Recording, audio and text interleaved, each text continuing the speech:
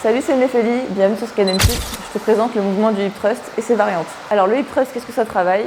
Ça travaille les fessiers, les quadriceps, les ischios et un petit peu les lombaires selon le placement. Alors pour réaliser ton hip thrust, il te faut absolument réaliser une rétroversion. Alors la rétroversion, qu'est-ce que c'est? On a notre position de bassin neutre comme là actuellement. Si tu cambres, c'est une antéversion. À l'inverse, une rétroversion, c'est l'inverse. On cherche à rentrer le bassin. Comme si justement tu cherches à ce que le bassin se rapproche du menton, ce qui ne sera pas le cas évidemment, où tu te plaques le bas de ton dos contre un mur. Alors pour le placement du hip thrust et ses trois variantes, donc quadriceps, ischio et surtout fessiers, on se place de cette façon. Donc tu vas mettre le banc sous tes omoplates, comme si tu étais un peu en bord de piscine finalement. Donc hop, tu viens caler tes jambes devant. On n'oublie pas sa rétroversion, donc on vient mettre sa rétroversion. Si tu veux être full fessier, tu viens chercher un angle de 90 degrés au niveau des genoux. Si tu cherches à viser plutôt l'arrière, donc les ischios, avance les jambes. Par contre, si tu veux viser les quads, recule. Et donc, quand tu veux viser par exemple les fessiers, tu gardes ta rétroversion du début à la fin, sinon tu es sûr que ton dos va prendre cher. C'est vraiment les lombaires qui vont tout prendre. Et tu viens descendre en rétroversion. Tu gardes ta rétroversion, tu serres les fesses, tu remontes en serrant les fesses et en poussant dans les talons, comme ceci. Et ensuite, on va venir charger, que ce soit haltère, barre ou encore machine. Alors pour les trois variantes du hip thrust, on a à vide / avec haltère, ensuite on a à la barre et ou à la machine. Voilà.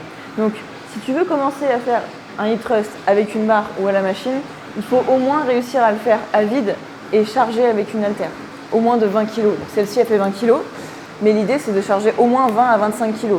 Donc mesdames, faire le haut du corps, ça sert aussi à ça.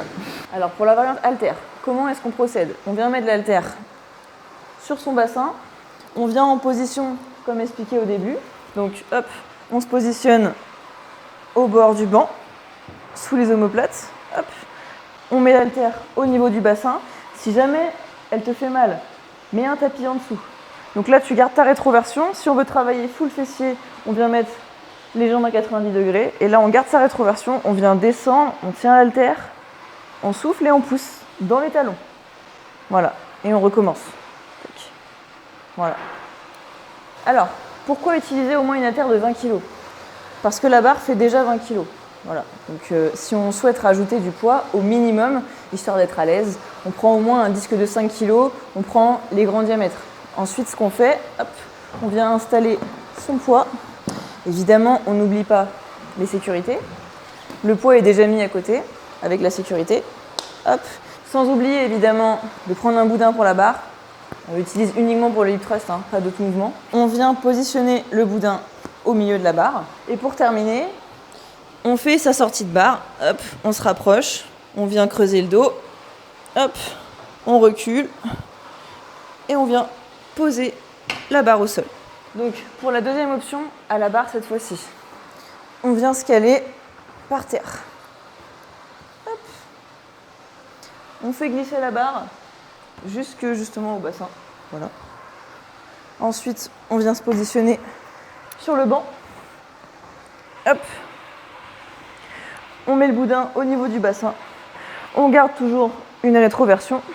Ici, on est full fessier toujours. Et ensuite, on vient garder la rétroversion jusqu'en bas.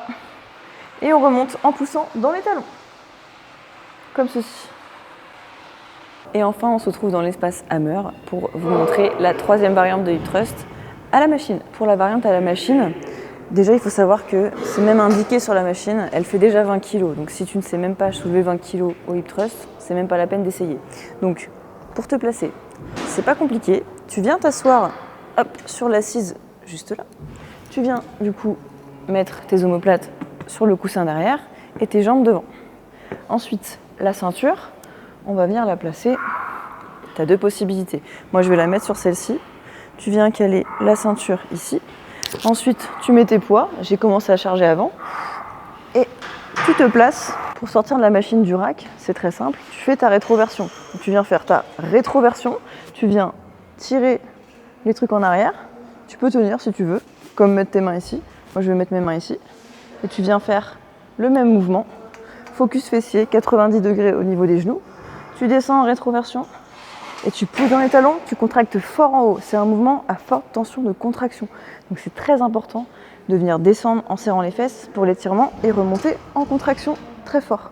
Et ensuite on vient raquer, on vient poser et sortir de la machine. Et si tu veux plus de conseils, abonne-toi à Scan & Fit.